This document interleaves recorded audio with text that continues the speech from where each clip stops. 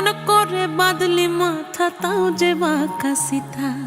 মেদিনীপুরে রায়না চিরন বাঁকুড়ার ওই ফিতা, আর যতন করে বাঁধলি মাথা তাও যে বাঁকা সিথা। পেছ পাড়িয়া রাজকুমার